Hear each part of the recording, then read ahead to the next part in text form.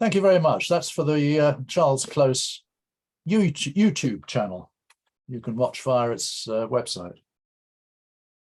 I think that's all you need from me. So, Richard, if you're ready, take it away, please. Thank you very much. What I'm going to do this evening is share your screen, hopefully. yeah, what I'm trying to do is get the thing on speaker view. Oh well. Top right corner is the view control. Yes. It does say speaker view, but it seems to think that you're speaking rather than me, which is very interesting. Anyway, we'll get on to the slides in a little while. The main object this evening is to give those of you who didn't see my earlier talks given, I think, about November 2020 and about March 2021 on the 1/4 inch and 1/2 inch maps, an idea of some of the material which was shown there and which is also covered in the book, and also to talk a little bit about the making of the book.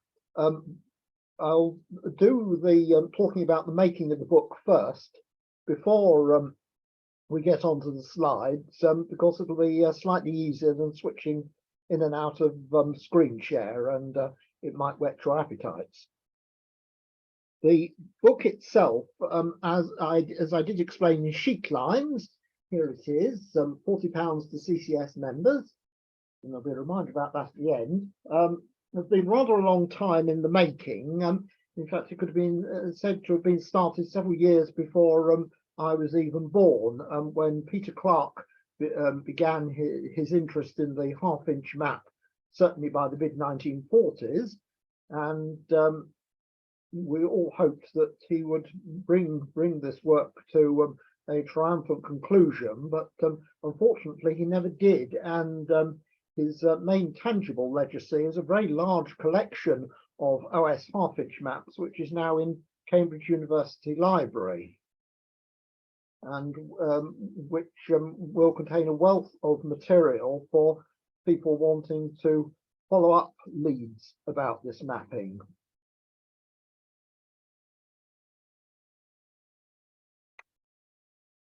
In the future. As it was, the book itself might be thought by some people to go on at rather great length, and I was having taken over Peter Clark's part of it in the autumn of 2019. I was rather anxious to bring it to a conclusion before I myself got a bit past it. I think I managed to do that, but I'll let those who have actually read the book be the judge of it. And very few people as yet have said they've actually read the book. They all say what a handsome production it is. I described briefly in the recent issue of Sheet Lines how I set about writing things, and explained that this book had been written in a rather peculiar way, and I drafted the whole thing in manuscript before typing it up, which is not the normal sort of way I would have approached a large project like that.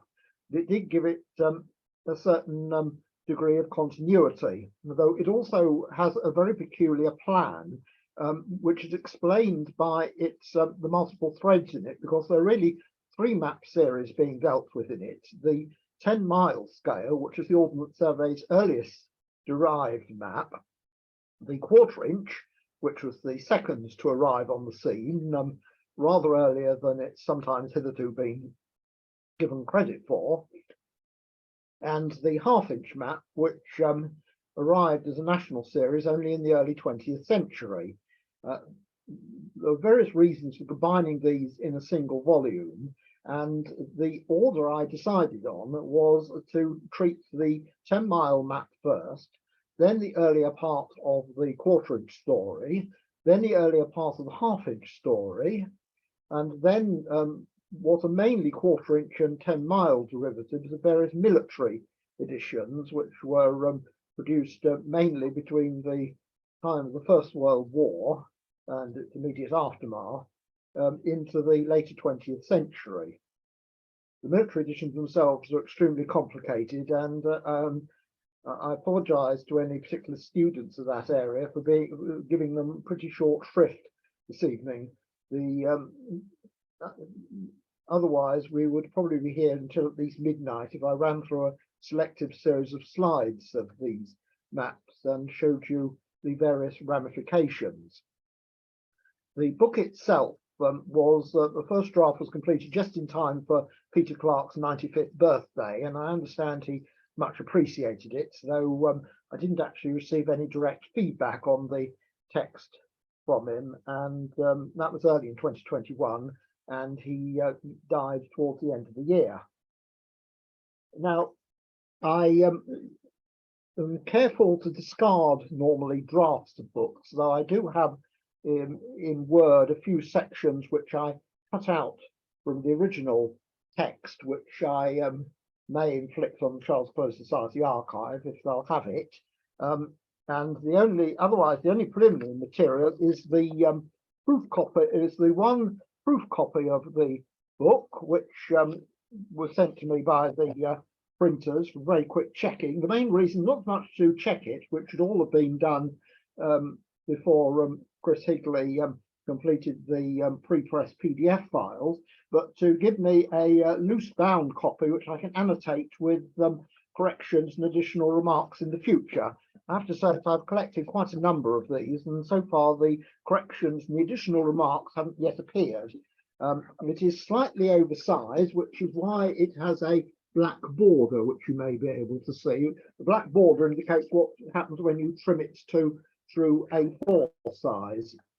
The other point about it being that the colours sometimes differ a little in shade from that of the published book. So although colour printing has come on hugely over the past few years, and generally what you see is what you get, there's always a slight feeling of apprehension of what's going to turn out. So I have to say that I am generally pretty pleased with what we've managed to achieve on this occasion, and I think it's a reasonable tribute to the work of Peter Clarke, and also to that of Chris Board, who began work on the quarter-inch map some time before the Charles Close Society came into being, but eventually felt obliged to relinquish the descriptive side of the work. The actual cast of bibliographies, of course, have been handled by Roger Hellier, who I think is probably on a ship somewhere in the Mediterranean at present, and therefore can't be with us tonight. Right, that's a sort of introduction to the making up of the book. I think we can now move to the slides.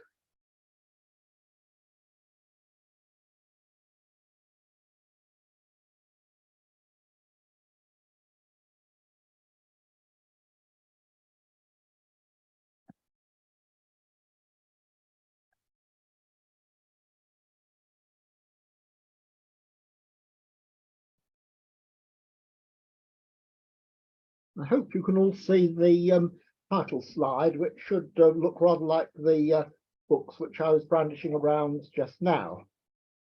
I don't know if people can see towards top left a statement that I'm screen sharing. I know this perfectly well, and it's proving rather obstructive, and I'm going to try and get rid of it. Oh no. Oh, possibly. Come on.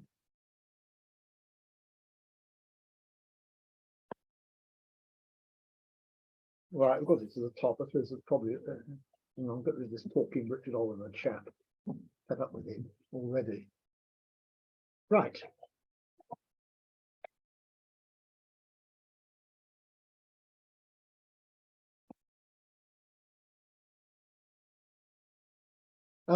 As I mentioned, we start off with the 10-mile map, which was originally designed in about 1815 as simply as an index to the what we now know as the 1-inch old series map of the country, and it was designed purely as an index and rather than as a topographic map in its own right. But in default of anything else, it soon proved very useful for this purpose, for official purposes, and So it, although it was still officially only an index map at the end of the century, it was apparent when the revision of the OS maps, large and small scale maps, was being put in hand in the 1890s, that it would have to be updated.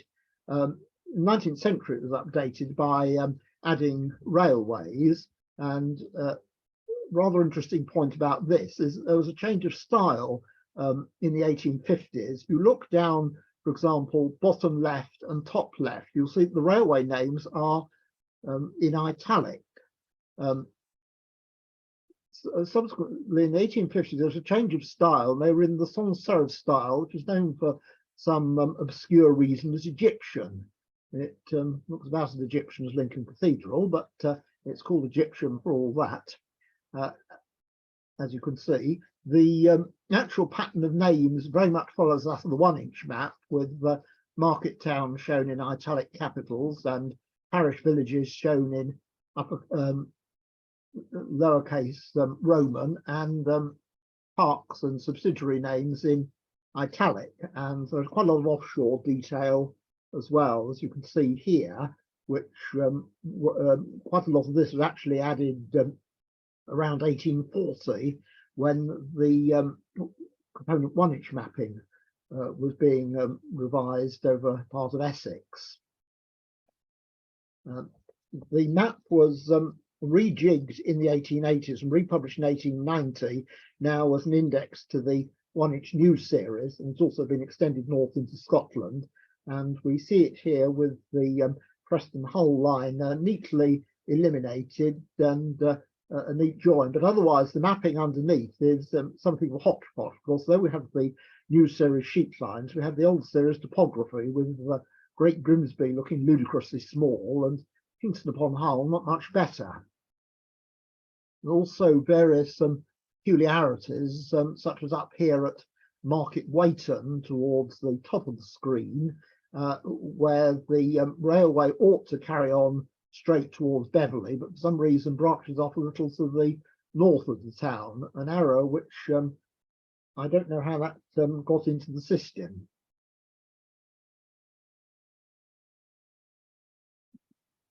Rather more of a functional map for general location, an appealing one, I suspect. The mapping was redone in 1904 in a fairly familiar hill-shaded version, which I'll pass over, and which wasn't, however, completely satisfactory, and it was completely recompiled and redrawn in the mid-1920s. And this is the 1925-26 mapping, which is very much in the house style, which evolved. It evolved generally in the Ordnance Survey in the 19th century, but was particularly stylized under Sir Charles Clowes and his successor Brigadier Jack in the early to middle 20s. And it's something of a piece with the 1/4-inch 3rd edition mapping, which we'll encounter a little later, and also the Scotland Popular edition. A particular point which is a derivative of the Scotland Popular is the names for hills. If you look, for example, towards top left, there's somewhere called Omi Edge, which is in the Egyptian lettering, which was standard on the 1-inch maps of Scotland and Ireland, which were developed in the mid-1850s, but wasn't often used on mapping of England and Wales. It has the advantage of immediately distinguishing physical names from cultural names. Another point is that it's a very early example of the OS showing water names in blue, as you can see from 1 or 2 names of bays along the coast, and also Catclew Reservoir and names of the rivers. On the original, this blue is actually slightly better. It's faded down slightly in the course of producing this slide.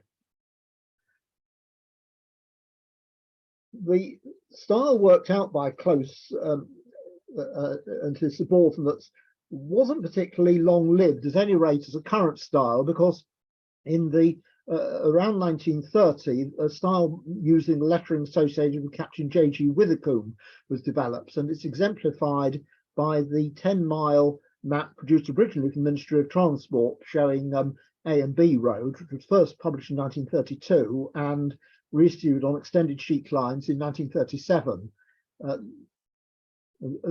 This mapping actually is not quite all it appears, as the hill shading underneath is actually reused from the 1904 mapping.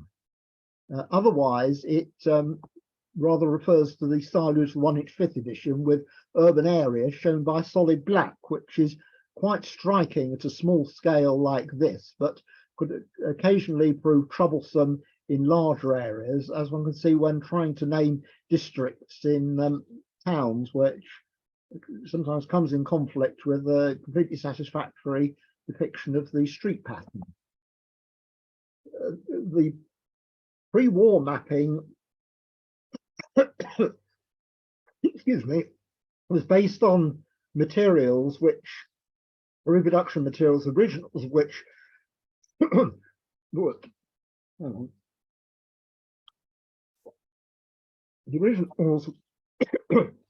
originals of which were damaged during the war and had to be extensively renewed after the war, and 10 Mile Map was no exception to this, and it's a theme which you'll also discover with the 1/4 inch and the 1/2 inch maps.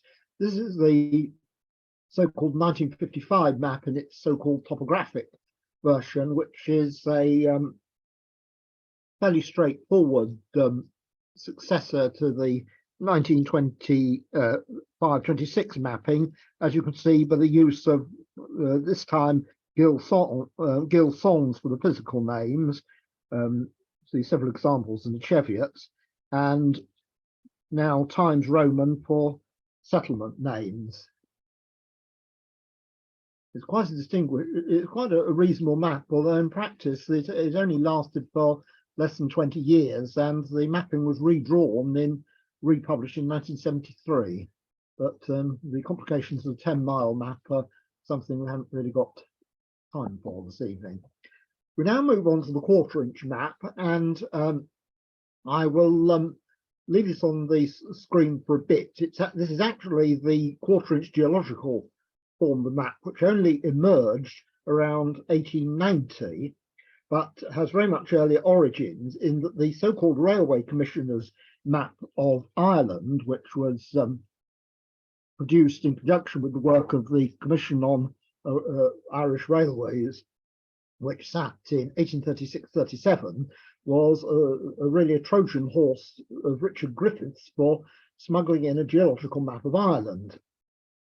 And we illustrate this in the book, and Roger Hellier's cartobibliography of the 10 Mile Map, I think, is the finest thing in the, it's not a 10 Mile Map, I'm talking absolute rubbish. The Railway Commissioner's Map in the book is, I think, the finest thing in it. It's an extraordinary production, which I don't think I necessarily did justice to in my description of the mapping, though admittedly it has had attention from John Andrews and Gordon Harris Davis in their various works on Irish mapping, including Irish geological mapping.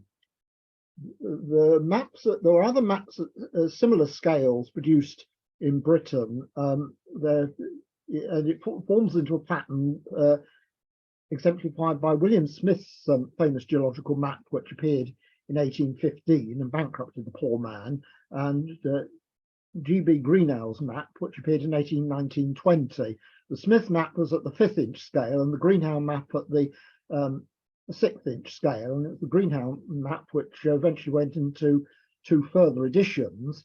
And it may have been the shortcomings of that which inspired the suggestion by the Geological Survey that the OS should produce a 1/4 inch map which could serve as a basis for a so-called geological index series. Geological Survey had earlier made a start on producing one of these as an independent production, and it's a comparatively obscure map outside of academic map libraries, but it's evidently not judged a success, and so the OS produced their 1/4 inch, which had a very long gestation, because work began in 1859. It seems to have pretty much stopped in 1863, and it was only revived in a very sluggardly sort of way in the mid-1880s. This is the mapping in its geological form. which first appears fairly straightforward, but I would direct your attention to the fact that although the railways are shown, there is absolutely no indication of railway stations. These were added for the ordinary standard version of the mapping, which was published in early 1892 and was excoriated by the Ordnance Survey's great critic at the time, Henry Tipping Crook of Manchester.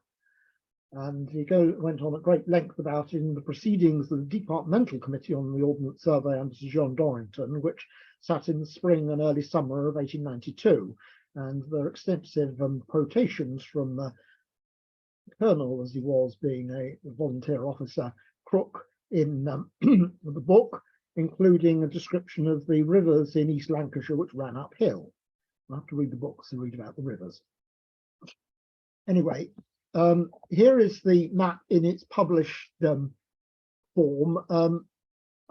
This may appear slightly odd because the gratical lines are at an angle. In fact, that's not the only thing which is at an angle, as this was taken from a photo with a handheld camera, and Chris Higley had to do a rectification job on it so that everything looks reasonably parallel. This is the East Anglian sheet, and to be honest, it's not terribly exciting mapping. There's no indication of relief, and there are just villages, once again following the 1-inch style of upright for parish villages and italic for other settlements. But one advantage over the geological version is that railway stations are shown by black blobs. Not a terribly successful well, it doesn't appear terribly successful here, though it does appear slightly better, or not quite so awful, on the paper map, should we get hold of them. This mapping was republished in coloured form, revised and republished in coloured form in the early 20th century. This is from a sheet of the so-called large sheet series, which was issued in 1912 to 14. There are 2 points I draw your attention to here. One is that the colour scheme is the standard one for OS small scale mapping in the 1900s, of including sienna infill for roads, green for woods, brownish hill shading, there's a bit of it on the right-hand side, and blue for water. The water, interestingly, is overprinted on the black, which this little arrow down here draws attention to. The other point was that separate small sheets were joined together to make large sheets, and there was a certain amount of trying to disguise the fact. You'll see that the railway here is the GC Rye. Up here on the sheet to the north, actually, Great Central GC Rye Market Raisin branch has been rather incompletely deleted. So it's a bit of a hodgepodge, this map, and it doesn't, although it seems to have been used quite extensively during the First World War, including for flying purposes, it generally wasn't regarded as a very satisfactory map. And the result was the redesign which produced the 3rd edition.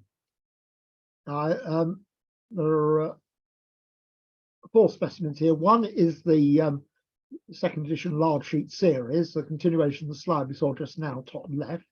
Top right is the 3rd edition. Bottom right is what is actually de facto 6th series material based on the 5th series, and bottom right is a 1990s production from redrawn digital data. At first sight, these all appear to be radically rather different. The 3rd edition was redrawn in substantially under close in the style I referred to in conjunction with the 10-mile map. And the 5th series products of the 1950s and has obvious affinities in style to the 1955 10-mile map. A rather subtle point which emerged when I was preparing the text is the treatment of the, hang on, sorry about that, treatment of the drainage system. I would direct your attention to this river here running through Market Raisin up to Tealby, which is in fact the River Raise. Now, if you, it has actually a branch which runs just to the south of Main Road here, which I never have been able to find an authoritative name for, which is not shown on the 19th century engraved mapping as mediated by the third edition. But when we, by the second edition, but when we come to the third edition, you have the River Raise is omitted running up to Tealby, and the anonymous brook going down here is shown. If you look at the fifth and de facto sixth material, you'll see it's exactly the same thing happens. And generalization of the drainage follows that of the third edition, and this is perpetuated in the digital version of the mapping produced in the 1990s. A rather interesting piece of continuity. Something I didn't notice and didn't comment on, but which Jerry drew my attention to when we're having a run through this morning, is the racecourse symbol here at Market Raisin. The horse in the 1980s was had its head to the right, was looking to the right. By the 1990s, it had its head looking to the left. Why this was done, I don't know. If anyone knows anything about horses and can suggest something in the Q&A section at the end, I should be interested to hear it. There are some interesting bits of compilation in the third edition, some of which were quite long-lived. This is the Spurn Head area of Yorkshire, which has always been of interest to me, and which during the First World War was equipped with heavy fortifications and also a military railway. In the upper part of the middle slide, you can see the military railway shown quite clearly on quarter-inch third edition sheet 3, whereas if you look carefully down on sheet 6, the railway is actually omitted, though the whole thing was open as an integral thing, as is shown quite clearly by the extracts from the 1-inch map. Now, I think that the some of the revision for the third edition, although it was claimed it used popular edition revision, I think very little popular edition revision, certainly south of the Humber, actually found its way onto the map. The missing railway is symptomatic of this. And there's another subtle thing here. This shows the 2 island forts which were built in the River Humber as part of the Humber Defence Scheme. Hale Sand Fort, which is on the foreshore here, and is this circular drum-shaped one here, and Bull Sand Fort, which was built right out in the middle and is the one with its photo bottom right. Now, if you look at the positioning of the dot for fort for Bull Sand Fort, you'll see it seems to be uncomfortably between the bottom of the TH and mouth of the Humber. And I think a lot of cartographers would agree with me that ideal name placement, bearing in mind that the fort is probably a essential thing to put on, would be to shift the name mouth of the Humber up a little so that it was rather clearer of the fort. I infer from this that the fort was a very late addition to the drawings, rather than that it was an integral part of the compilation material. In fact, the compilation material for this would have been half-inch mapping, which had been republished in 1912 to 15, and in the nature of things wouldn't have shown any of the Spurn defences. This is a section of the third edition sheet 3 south of Barnard Castle, well known for its optician services. The interesting thing about this was something which seemed to me not quite right when I first, or many years ago, and that concerns what is now the A66 from Scotch Corner, not so named, running northwest and west towards Bowles. And a close-up shows that, confirms that what happened, which was that the road was actually, come back, curse you. The road was hand colored, was for some reason hand colored in. I think this was probably because it was regarded of sufficient importance to justify this alteration. But the discrepancy in color shows up quite clearly here, What I haven't got for you is a slide at the back of the map where the red or reddish colour used in the annotation soaked right through into the cloth backing. The third edition material was rejigged on new sheet lines for the fourth edition, which is reasonably familiar. Here's a chunk of it covering South Yorkshire. The actual revision of the fourth edition was very hit and miss. We're going back to Spurn Head here. On the left is the Spurn Head Railway as shown on the third edition, and on the right is it as shown on the fourth edition. And you'll notice that the line actually peters out here at the erstwhile join between sheets 3 and 6. Don't be off-put by the line here. The line in the left-hand side is the join between sheets 3 and 6 on the composite slide. The line on the right is actually the a line of the yard grid running across the map in nearly but not quite the same place. So the mapping was only very incompletely revised. And another point is that the fortifications at Kilnsea, which should have been removed after 1928 and were from the 1 inch, is still shown here on the 1/4 inch, rather slack removal.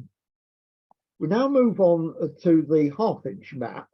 The first national 1/2 inch series was one produced by John Carey between 1819 and 1832.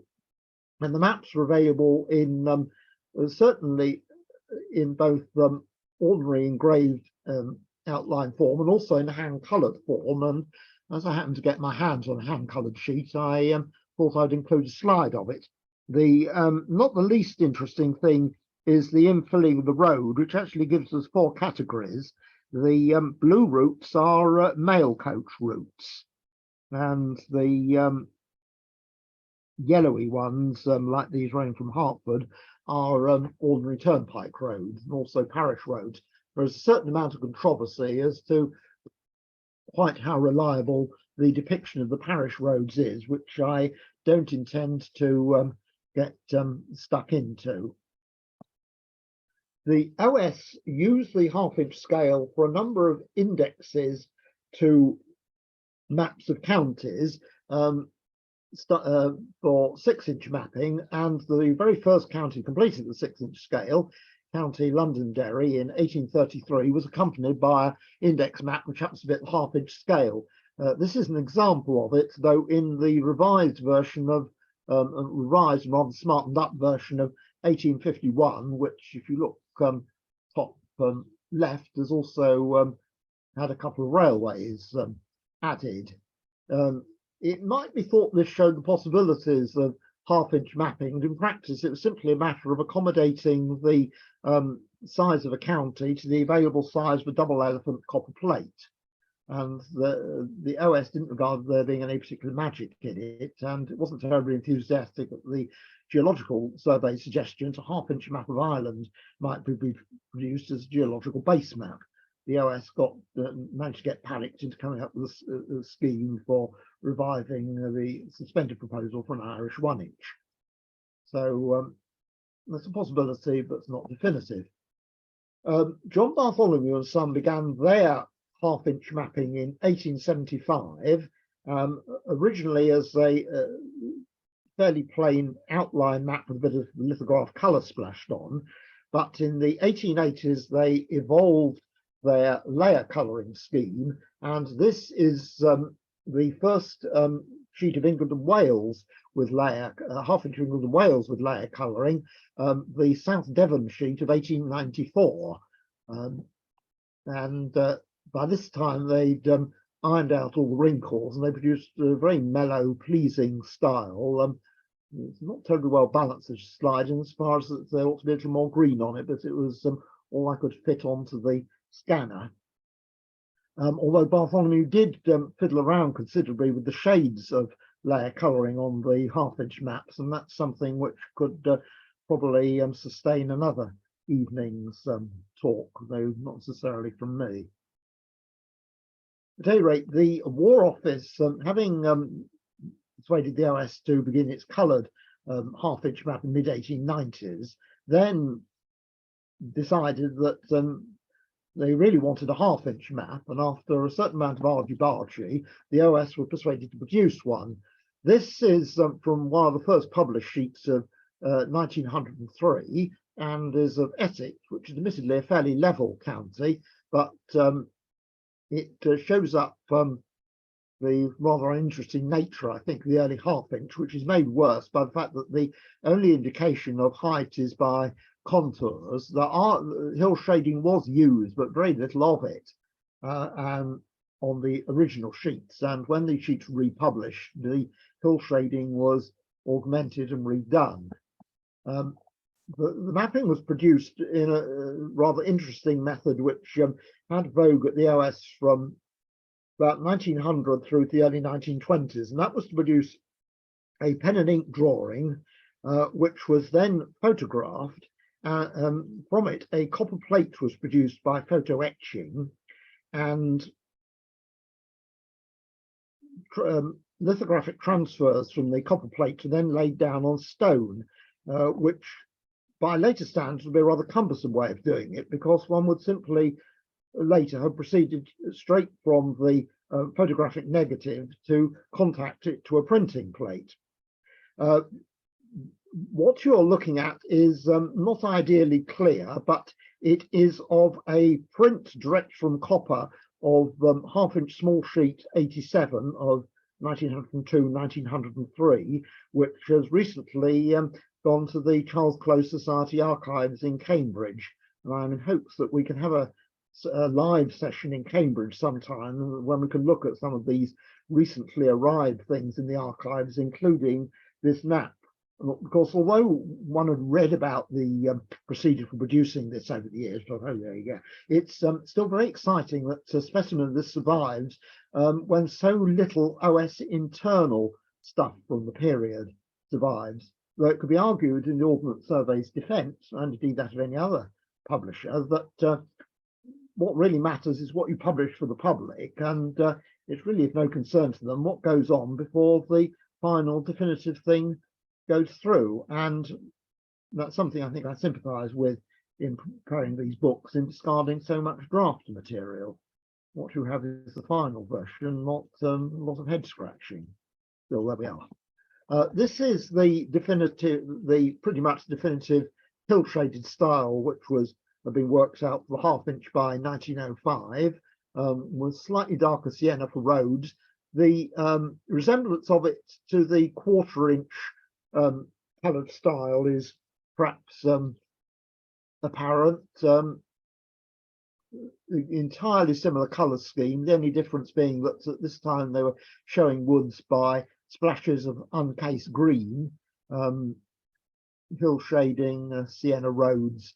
In this case, the blue was not produced by overprinting on black, thank goodness. It's a fairly good utility map, but not overexciting, and it's unsurprising that Bartholomew continued to take the lion's share of the civil market, even when the mapping was complete over England and Wales and a large part of Scotland in the late 1900s. There were experiments along the way, and this is the experiment which was carried out on, I think it's sheet 50, Aberystwyth in 1904. The other sheet which was produced in this style was sheet 9, which covers part of the northeast coast. At the same time, with this brown, with the brown hill shading, but also a brown land tint, which looks rather distinguished, but it wasn't persisted with. And the Aberystwyth sheet was also published in the ordinary hill shaded style, similar to the slide I've just shown you.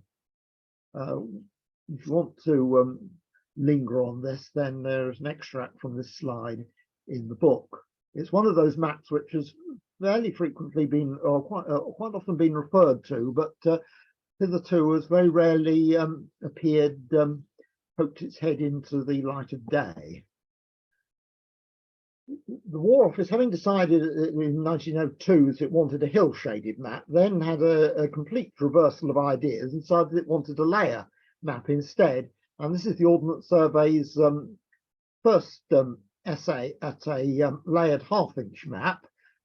It's certainly quite striking, not least because of the combination with the hill shading. The woods were shown by uncased aggregations of uncased tree symbols, which is quite an effective way of showing them against the brown. And if we just go back a moment, one can almost sense the origins of this style in the all brown scheme of the Aberystwyth sheet. But this style didn't last very long because probably because it was so heavy, particularly in more upland areas, and the particular horror from Peak District is illustrated in our book. And by 1910, a much lighter style, much closer to the sort of thing that Bartholomew were producing at the time, had been evolved. This shows an area around South Bedfordshire, and the reason why we one reason we have South Bedfordshire items is a tribute to my late father, who was born in Luton in 1914 and grew up there. Now, that style wasn't entirely satisfactory either, and around 1914-15, yet another style was worked out, and one sheet in the style was actually printed, though not until 1919. Very slightly odd things about it, which we describe in the book. It was based completely on new direct copper engraving, apparently cutting out the photographic stage. But although it seems that at least 6 sheets of England and possibly 4 of Scotland were in preparation in 1914, this is the only one which has been realised. And again, I'm delighted to say that the precious original of this is now in the Charles Close Society's collection in Cambridge. Well, the British military are a pretty implacable lot, and once they'd run through various styles, they then had the idea of experimenting with reference systems. And after having evolved one style during the First World War, they changed it at the end to accommodate themselves to the French, and the system was at first known as the Allied system and later as the British system. As the military decided the half-inch was to be the standard map, so it had to be gridded.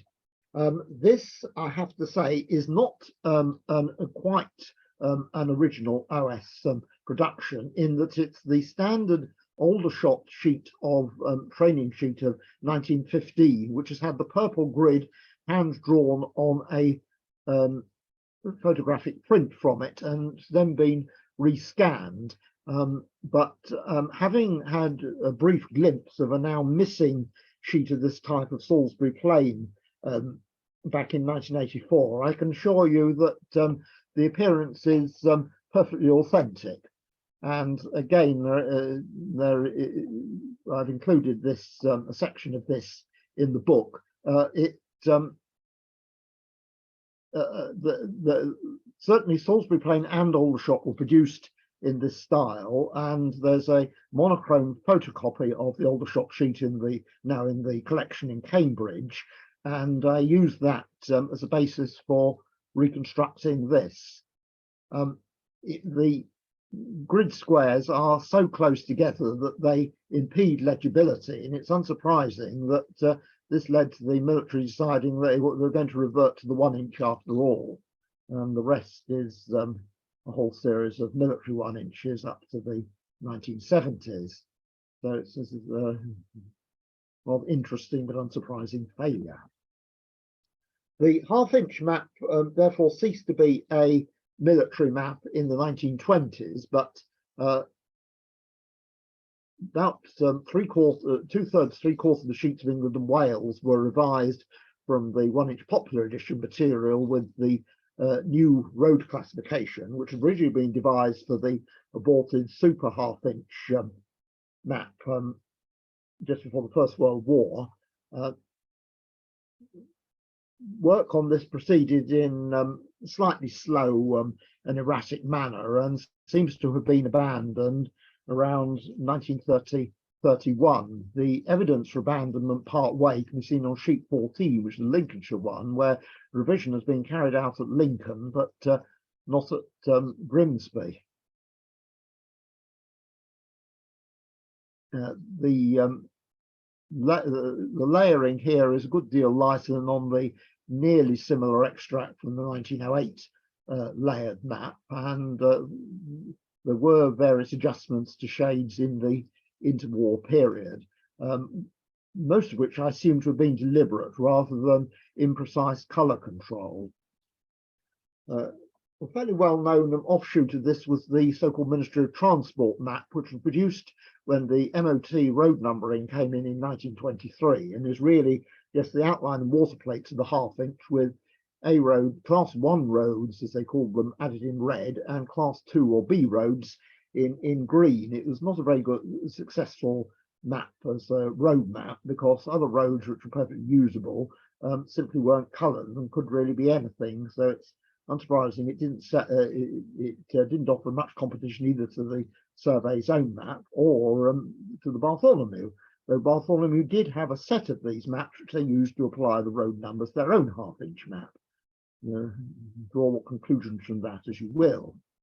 A rather interesting side thing of this, which was uncovered by David Archer, is I don't think it applies. This is the fairly familiar cover of the half-inch MOT map. Inside the cover of one of them was puts this advertisement of classified list of class 1 materials for roads and machinery for their repair and maintenance, and firms who would undertake this useful service. It's the only example I've heard of such a sticker being put in the such a map, but it does rub in the fact these are really administrative maps rather than wayfinding maps. It did have a lead to a genre which I hope someone will investigate in due course, of counties producing their own road classification maps. This is an example from Essex, which had a long history of interest in the half-inch scale for this purpose. I came across an example of about 1905 on a Bartholomew half-inch base in the Essex Record Office some years ago. This example dates from 1947 and was printed by Stamford's, and includes not only the A and B roads following the OS colouring with A roads in red and B roads in green, but also includes C roads in yellow, and the main administrative divisions of the county overprinted in purple. The actual printing is pretty rough, even for 1947, but with all, it's a very interesting map, and maybe described as cartographically relatively distinguished when we compare it with this, which is a Lincolnshire parts of Lindsey map, which seems to have originated in the interwar period. In this case, it's a purely functional map in outline. This particular copy is actually various generations from the original, and it's not very clear from it. It in fact goes down to G-class roads, though G-class roads tend to be the sort of thing which appear on current mapping as byways open to all traffic, and maybe no more than a couple of muddy water-filled ruts. This is at the half-inch scale. The other interesting point which I have drawn attention to in sheet lines in the past is that the reference system is actually the Western Front system used during the First World War and obsolete by 1919. Quite how this found its way onto this map hasn't yet been determined, though this is a very late version of the mapping used for a tour by notables from Lindsey County Council in 1969 to inspect recent highway improvements in the county. But the original, there are certainly some pre-war examples around. They seem to be in private hands, and naturally leads one to wonder how many more of these half-inch type county road maps there are. I said I was going to deal in a very summary sort of way with military mapping, and in fact I'm going to lift things up a bit and show a bit of aviation mapping. The aviation mapping itself turns up in various covers. The two on the left are actually customized versions of the mapping. One was put out by the magazine The Field, which was and I think still is, a hunting, shooting and fishing periodical. The map inside, dated from 1930, was still in use 5 years later, as is apparent from the fact someone has added Gatwick Airport, which is quite a long life for an aviation map. The series below was produced by the AA's aviation section, and the slide cannot give any idea of quite how massive and chunky this form was. The Ordnance Survey's own civil aviation covers are shown second from left and fairly familiar. The RAF edition, which was prepared from 1932 onwards, was also issuing plain covers, and these had quite sophisticated index maps on the front, as you can see, with actually shows the aerodromes which were in service, which were in use at the time. But as more aerodromes were opened during the 1930s, so the this got out of date, and eventually the aerodromes were removed, as you can see from the lower specimen. The aviation mapping went through a number of changes. This is the quarter inch for the RAF and civil air as being produced in the mid-1930s. The main slide top left, the obstruction removed 475 feet was actually a Admiralty radio mast which burnt down in 1934, and the mapping was hand corrected. You can perhaps see that the red for obstruction removed is a different shade from that of the other red plate printing on the map. And it's also of interest in showing towards the bottom of the extract another wireless station here, which was part of the Marconi Imperial chain, which was opened in 1926-27 and was already obsolescent, if not obsolete, by the outbreak of World War II.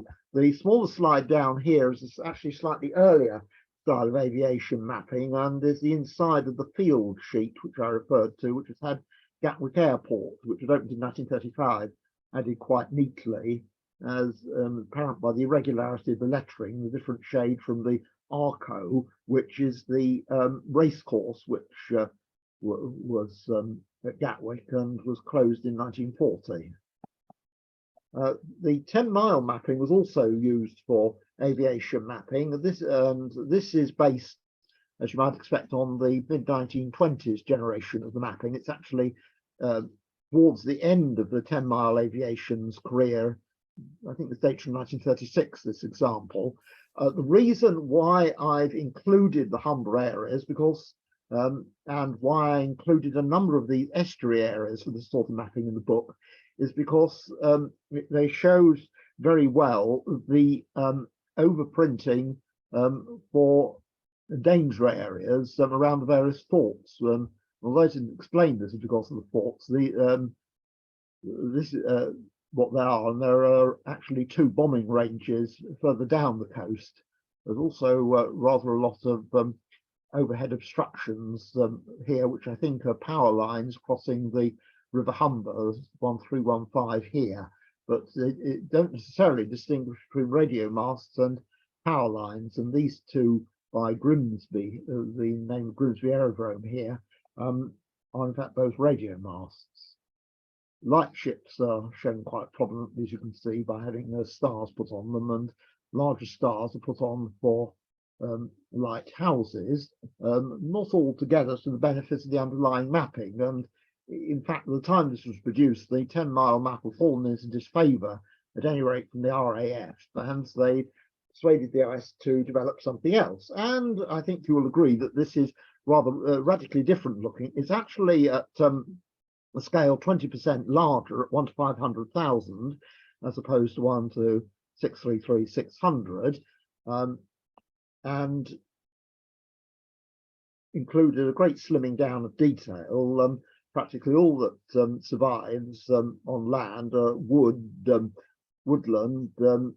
railways with single and multiple track carefully distinguished, and the main road system. Though offshore we have explicit descriptions of the artillery, gunnery and bombing ranges. But we still have the lightships, but the symbols for lighthouses are very much smaller. In fact, the one at Withensea here is barely legible at all. This was the basic style of mapping which was carried on into World War II and after. This is an example of the very end of the 10-mile as a air map, and there's really GSGS 3993, which is the 10-mile map, was republished in 1936 in 2 sheets, and in its military edition. What is surprising is that it has a great deal of air information on it, which seems rather anomalous for its time. It's one of those things we haven't been able to explain, and I have to say there aren't many specimens around, which is why for the book we had to use this particular sheet. And as you can see, scanning such a sheet produces shows up the cockling of it and a great deal of shadow, which Chris Higley had to do his best to clean up. It's rather difficult to do very much with this sort of thing, but it's really what you're driven to use. The rarity of the mapping triumphs the gentility of appearance. We now move to the quarter-inch and quarter-inch mapping of Ireland. This is the 1887 quarter-inch of Ireland, which replaced the Railway Commissioner's map, which I referred to earlier. And it follows the railway map in a number of respects, which differ from the quarter-inch of Britain. Notable one is that market type towns are named in upright lowercase Roman. You see it Gort and Kinvara. I'm not sure if that's proper pronunciation, you see what I mean.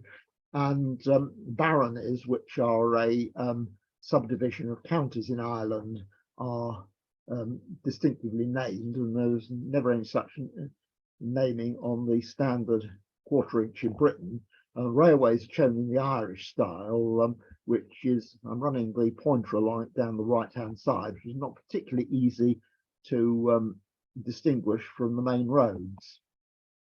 The Irish mapping was completely re-engraved again around 1904 and a coloured version produced, and these sheets do sometimes turn up, though in many ways they compare unfavourably with the Bartholomew quarter-inch of Ireland, which was produced in 7 sheets at the same time.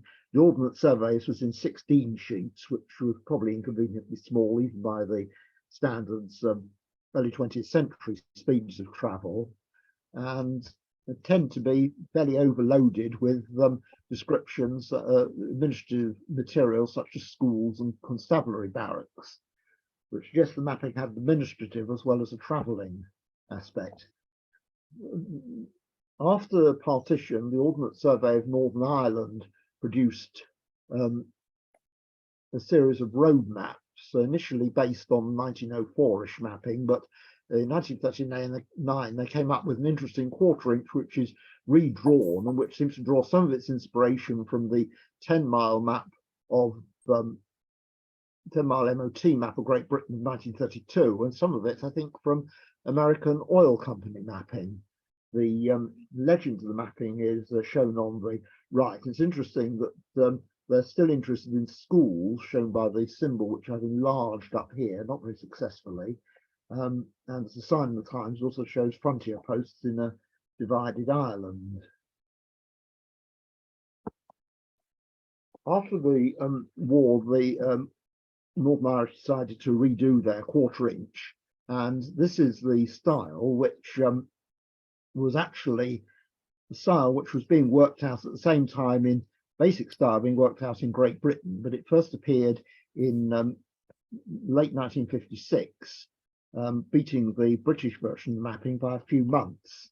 And there are certain peculiarities applying to the Irish mapping which don't apply to the British mapping, not least that the railways are shown somewhat more delicately, and also because of the settlement pattern in Ireland, there are comparatively few place names. The redesign of the British quarter-inch map started in 1946, and the redesigning at first, both this and the half-inch map, was based on a reversion to the close jack style of the early to middle 1920s, with its mimicking of engraved lettering. This is taken from the drawing of a trial section of the Isle of Wight, which was prepared in 1947, and it's drawn on enameled aluminium, and the original of this has now gone to the CCS archive in Cambridge, and there's something else which might be interesting to look at when we finally get there. Here's a close-up of the same thing. You can see quite clearly where guidelines have been drawn by the draftsman for writing the names, and these names are all handwritten. You can also see that there's been a bit of damage to the enamel here, where it's cracked towards the middle. And underneath, you can see the ghost of 1-inch sheet 180, which was the basis, which was the drawing key for this. And if you look on the road running from Lake, you can see wiggly blue lines inside, which indicate how the road was generalized by the draftsman. It was drawn at half-inch scale and then photographed down to quarter-inch scale. At that time, they were still thinking in terms of the true quarter-inch 1:253,440, but around 1954, the official change in line with NATO standardization was made to the 1:250,000 scale, and the first 1:250,000 5th series sheet, sheet 10, North Wales and Lancashire, was published in the spring of 1957. And there's a specimen of it on the left as originally published, and on the right of it as it was republished in 1962, with it was originally desired to simplify the quarter-inch somewhat compared with the 3rd edition, 4th edition style, and this included both excision of a number of minor place names, which may have been no great loss, but also included excision of quite a lot of the minor road network, which was not so satisfactory. And if you look over in the middle of the slide, you can see around Kinnersley, for example, there's a short bits of road here, and here at Tiverton have been restored really to the quarter-inch. Otherwise, it exemplifies the Ordnance Survey's post-war style with Times Roman lettering, and also the use of grey infill for built-up areas, which was a lot clearer than anything that had been used before. The quarter-inch 5th series lasted through the 1960s, but was already becoming a bit tired by the early 1970s. It probably suffered a bit from having to serve both as a standard civil road map and also for being an aviation map. And this seems to account for, firstly, the rather bold showing of railways, which has always seemed to me to be one drawback of the basic mapping. The railways could be just that little bit thinner as they are on Northern Ireland mapping. The other was the introduction of symbols from 1966 for disused and dismantled railways, which were fancied by the aviators, but certainly did nothing for the looks of the map, and were quietly suppressed when the mapping was rejigged for what started out as the 6th series, but became the Route Master in the late 1970s. As an example of how railways were treated, I've got 4 extracts here. The one top left is from the original publication of 5th series sheet 11 of 1960, which I direct your attention to the railway running here northwest from Grimsby to Immingham, which seems to have disappeared from this late 1960s version.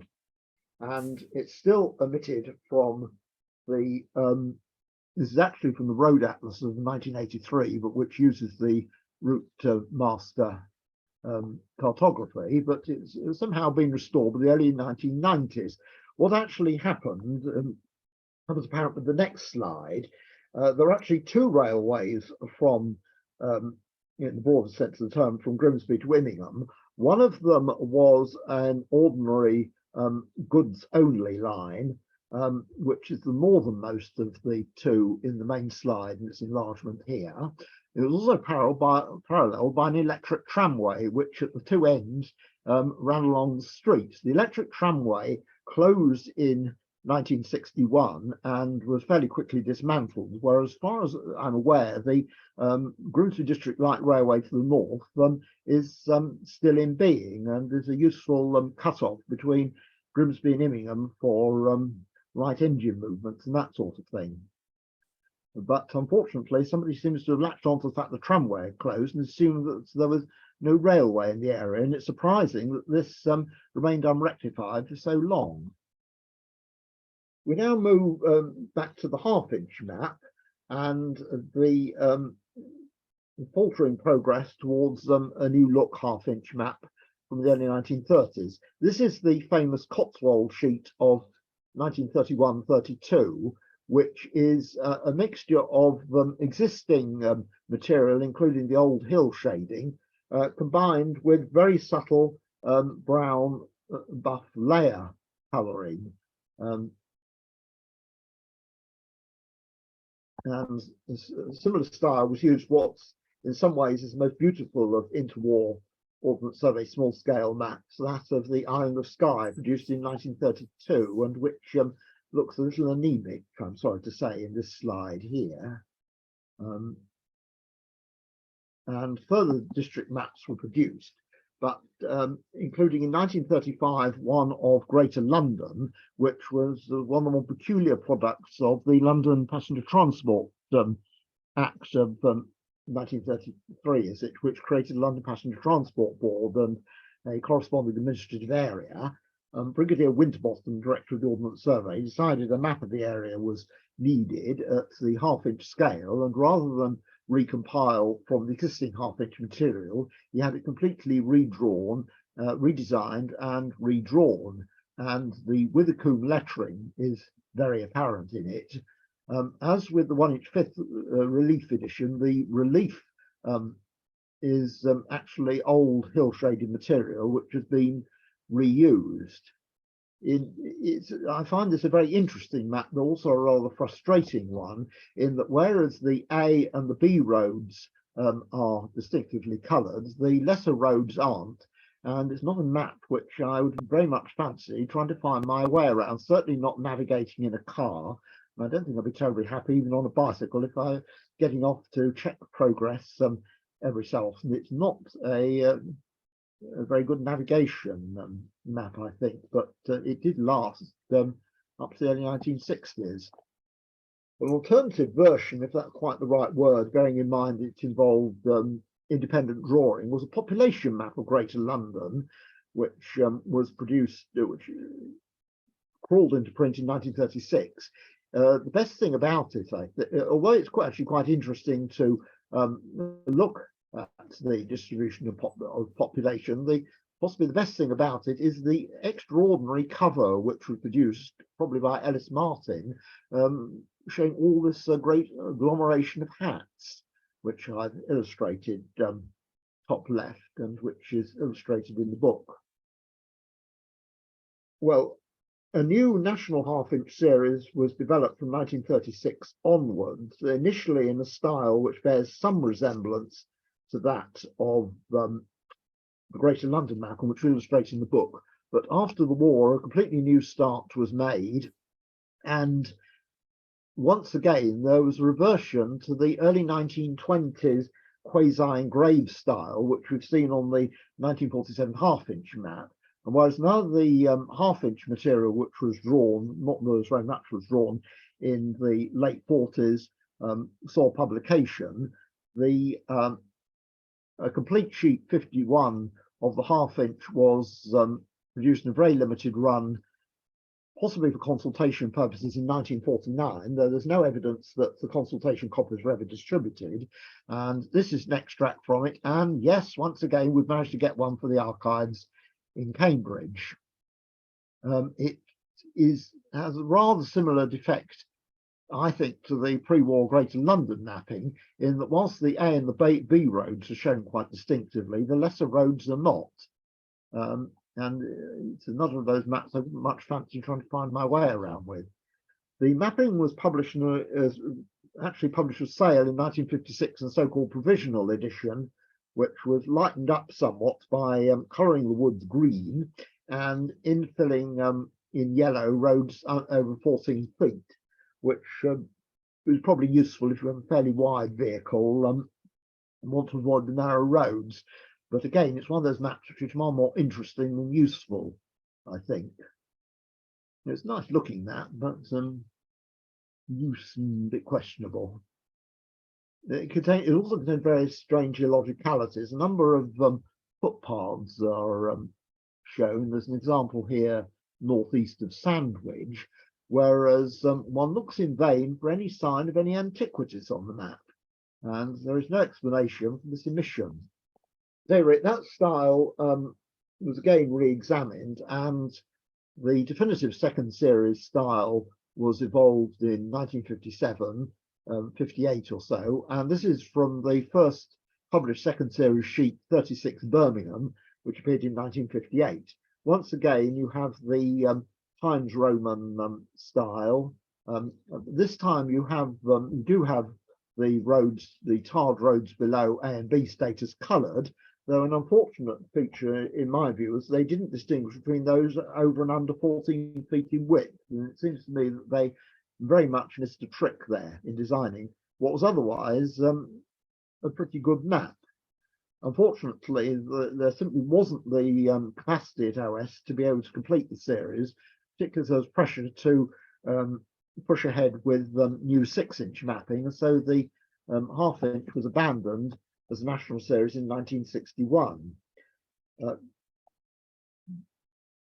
From 1910, the basic mapping was used for administrative mapping, and this shows Edwardian base mapping, still in use for an administrative map of Cheshire, which actually dates from 1965, showing civil parishes, Nantwich Urban District, Crewe Municipal Borough, and Nantwich County Constituency.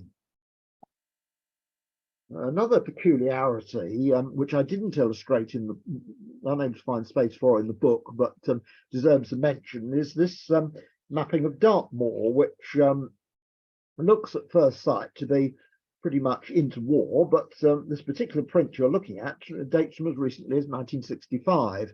It was this mapping of Dartmoor was used to illustrate a handbook to Dartmoor, which was published by HMSO in 1957 and went through at least 2 reprints. My copy, which I've used here, dates from 1965. The layer colouring is actually at 500 feet intervals without contours, and something which you don't generally find on half-inch mapping, or for that matter on standard OS mapping, is that the Dartmoor military ranges boundary is shown quite prominently in vignette in red, on the rather economically on the same red plate, which produces the classified roads with one colour used for both A and B roads.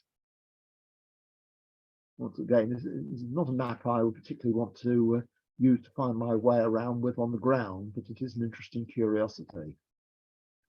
The half-inch prospered rather more in Ireland, where it was produced, originally published between 1911 and 1918 in both hill-shaded and layered versions, and the hill-shaded version was used for a half-inch map of the whole island, GSGS 4127, which was produced in 1940 in anticipation that it might be needed if the Germans decided to an invasion of Britain by a backdoor route via Ireland. In the event, it never was, but a 1-inch map was produced at almost the same time, GSGS 4136, and that became the standard military map of Ireland. And this was already obsolete by about 1943 or so. You can see the grid overprint, the military grid overprinted in blue with markers every 10 kilometers overprinted on the black 2-inch squaring system, the parent mapping. The half-inch also prospered in Southern Ireland. This is from a 1945 printing of sheet 7. It's about the last ordinary hill-shaded printing that was made, because thereafter Dublin decided to concentrate on the layered version of the mapping. This has a somewhat watered-down version of a classification, road classification, originally made for military purposes, for a military version of this mapping in about 1941-42. This is sheet 5, Northern Ireland, produced by Ordnance Survey Northern Ireland. This is the final appearance of this sheet in 1962. In some ways, it resembles the interwar British mapping, though, as you see, it has had a 10-kilometer grid with, say, letters superimposed, and somewhat similar style was used in the Irish Republic right up to the demise of the half-inch map in the 1990s. In Northern Ireland, the half-inch retained sufficient favour to be, for the whole of the province to be redrawn in this style to produce the half-inch second series, issued between 1968 and 1971. As you see, it's basically the post-war British Times Roman style, but rather subtly, Gil Songs is used for physical names on it, and unlike on the British second series mapping, woods are classified with tree signs. It's in many ways a very distinguished map, and one must regret that there's nothing of the sort available over here. The one drawback to it, which doesn't appear on this slide, is the extremely thick symbol used for railways, which not something one is easily reconciled to. The OS quarter-inch map has been used for a variety of atlases, which I'll refer to very quickly. There are some specimens of 5 examples here. The big one here is, and the one was produced by the OS in the late 1960s, and is really just standard 5th series sheets in a folder. The one bottom left is the Atlas of Great Britain, produced in 1922-24. The one bottom right is OS mapping, which was actually relettered for Reader's Digest in 1965, their complete Atlas of the British Isles, which was an interesting production. The map at the top is the Road Atlas of 1983, which is rather remarkable for including in the outline of Britain Orkney, but not Shetland. And the remaining one in the middle right is the Touring Atlas of 1990, which was issued in a bicentenary edition. I haven't seen any other copies of that around. I don't know how well it sold, whether I was one of the few people golden to actually buying one in the Ballyhoo of the bicentenary in 1991. Here is a section of the 1924 Atlas, title page bottom left. It had a comprehensive gazetteer illustrated at the top. And the mapping itself was produced by taking standard sheets and cutting them horizontally in half so as to produce some openings. It is a relatively bulky volume and quite an expensive one to produce because the sheets had to be mounted on guards, and it probably wasn't terribly successful. It's really something which might appeal to the library end of the market, but it was far too bulky to be used as a road atlas in cars. Not as anyone probably needed much of an atlas at that sort of resolution for long distance travel in the mid-20s, but it's really an indoor reference atlas, in great contrast to the series of A4 size atlases which started to appear from 1982 onwards. This is the 1969 atlas, various bits of it. Once again, there's a gazetteer which had an extremely tortured production, which we describe at length in the book. And as you can see, it consists of ordinary 5th series sheets, which actually had most of their marginalia at the bottom removed in order to fit into a standard size folder. I referred to a 6th series, which the OS developed in 2 phases in the mid-1970s. This is their first go at it, which was to be based on pairs of sheets printed back to back in a sheet size which was similar to that of the newly emerged 150,000 series of 1,000 by 890 millimeters. What nobody seems to have realized is that trying to reverse a map of that size in an ordinary saloon car is not something which is very advisable to do, even when the car is stationary. And it's surprising that it got as far to the development stage it did without someone saying that the concept might be just a little bit flawed.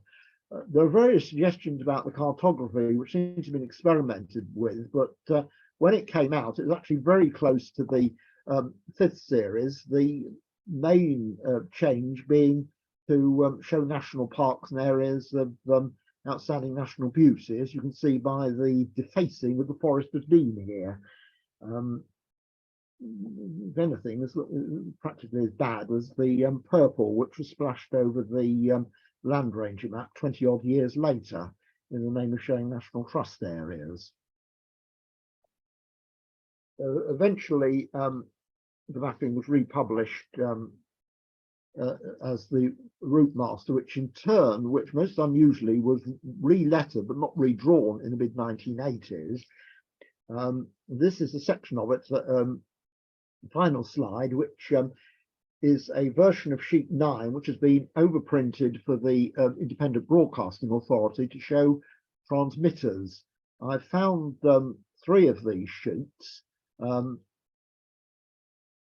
Probably all 9 were produced in this style, and once again, these 3 are destined for Cambridge. They haven't yet got out of the house here, but all in good time, I hope. Right, that's it. So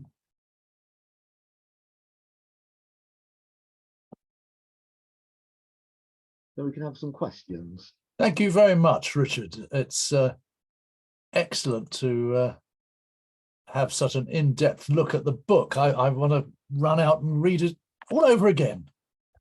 I don't know, we've got a couple of questions in the chat, and I'll come to those very, very quickly. I was fascinated by some of the names that came out of your extensive showing of some of the more interesting features, but as well as O'Mee Ridge, which you referred to near the Cheviot. There's Watty Bell's Cairn. And I think we must ask Dave Watty, as our Northumberland representative, which forebear of his got a cairn named after him. I also noticed Dead Island and even America on one of those first Irish maps you showed. And I never knew that the River Hiz, with a Z, goes to Hitchin. You live and learn, don't you? As to the horses we talked about in Market Raisin, I backed the one that's going the wrong way. But enough of I've never been a betting man. Enough of my frivol. Yes. Philip Hall asks, what is meant by hill shading? Hachures indicating steepness of slope, as on the generally published half-inch, or hachures or shading indicating a supposed light from the northwest, as on the Dartmoor experimental half-inch? Shading really is the technique of drawing a sort of a brushwork grey effect, whereas hachures are actually distinctive lines, whereas shading is, if I can use the phrase, rather more of a mush. It is possible to, what you refer to as shading on the Dartmoor experimental mapping is really illumination rather than the technique is shading, but it's enhanced with illumination, and that can also be was also used in Hachard mapping in the 19th century. Thank you, Richard. Philip, would you like to comment on that, or are you happy? No, not really. No.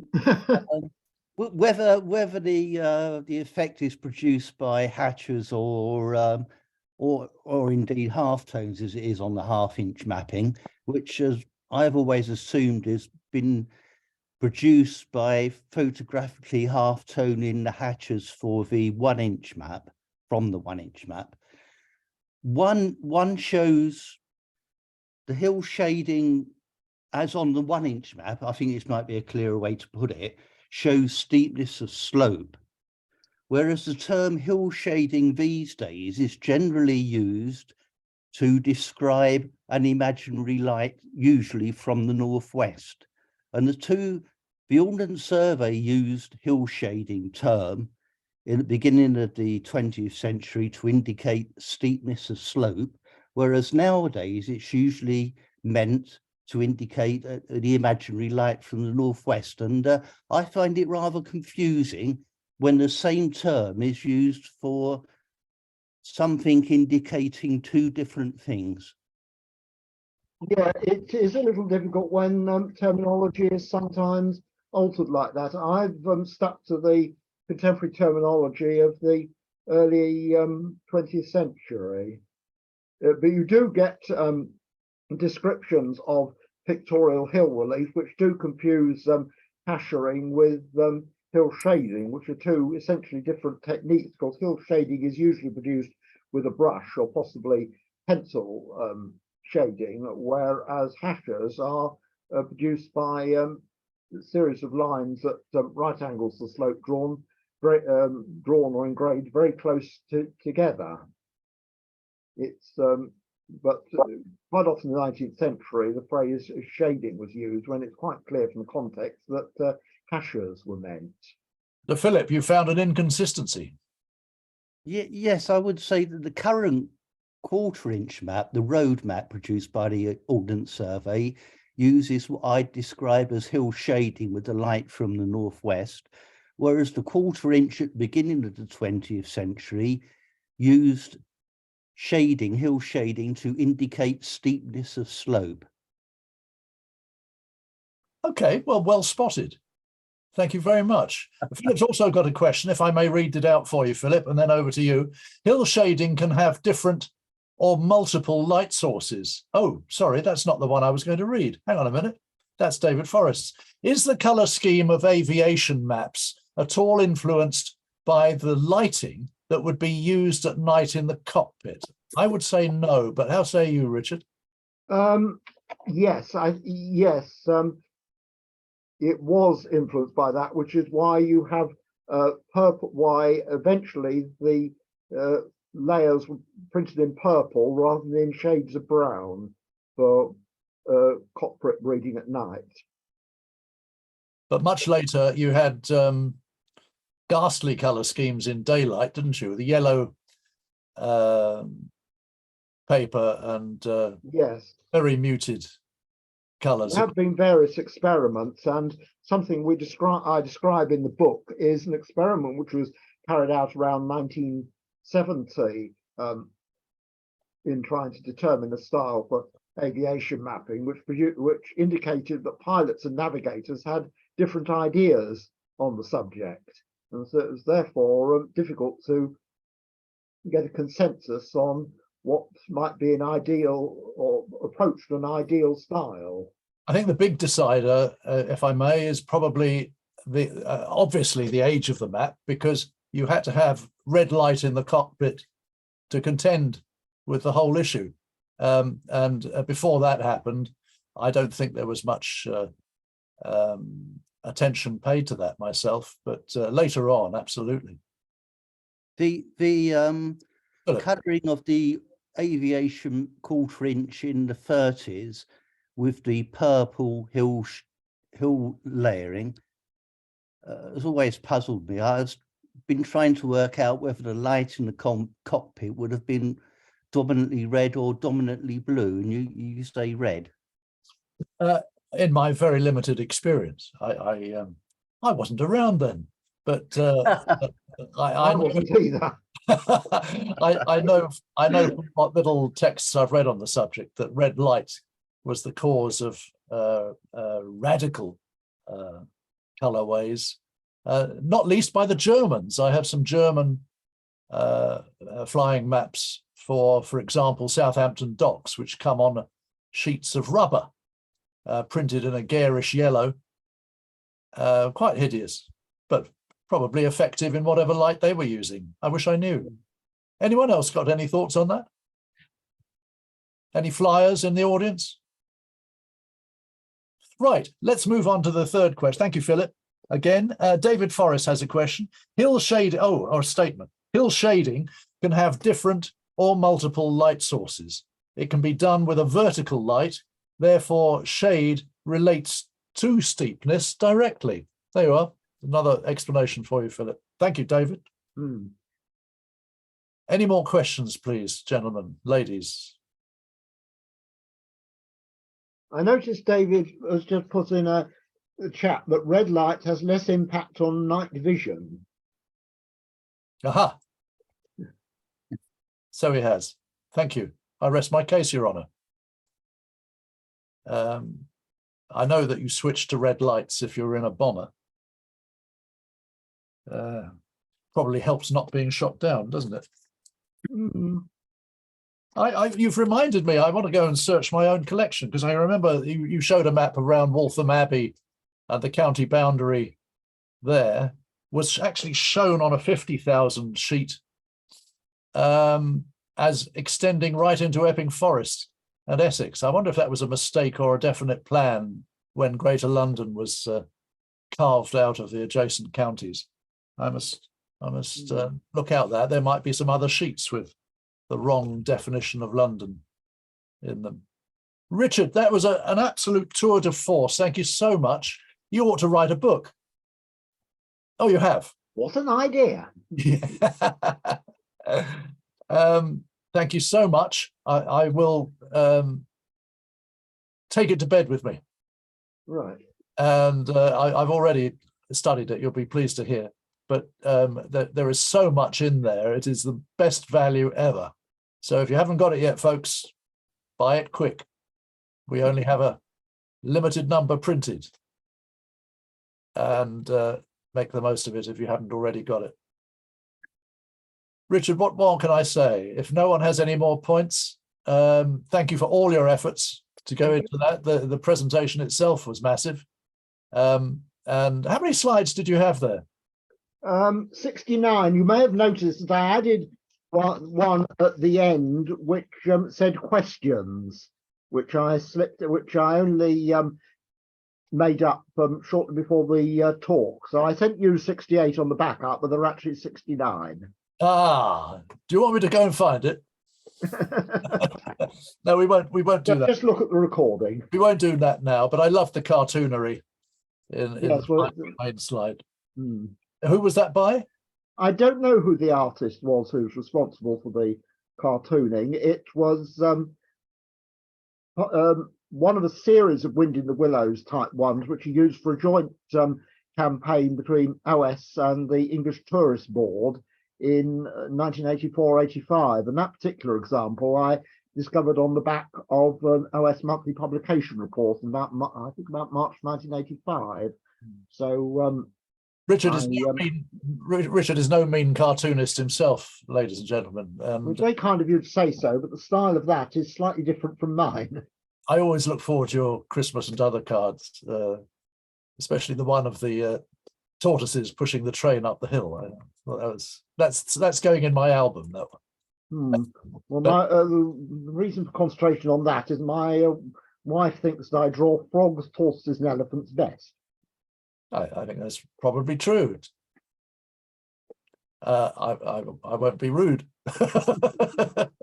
Be rude to disagree. Thank you so much, everybody. We're heading for, as I mentioned, some more online talks. We have the AGM coming up next month with a map market in Aberystwyth. Do book now if you haven't already. It comes the day after Carter Cymru, the National Library of Wales' own conference. And our very own Keith Lilly will be giving us a talk on the, gosh, I've forgotten how we've titled it, the 200th of the Irish OS. And so there's that to look forward to. I've mentioned London live meetings will start in June. And I have one last reminder to you that on Saturday this week, if you're in London, there's still space, although it's well gone. There's about 20 of us going with John King on a walk around the massive development that is Nine Elms and Battersea Power Station on the southwest bank in London. So that will start at Vauxhall Tube and Main Line Station at 11 o'clock on Saturday. But you must pre-book, please. There are free maps for those who last the course. It's usually very enjoyable with John in charge, and I betcha there's a pub at the end of it. Thank you all, ladies and gentlemen, and I hope you had a good Easter, everyone. And Bulgaria tops the Netherlands. Michiel Gilbert's won tonight's furthest award, and he's going to give us a lecture on Bulgarian mapping soon, but he doesn't know it. Probably not. We shall see.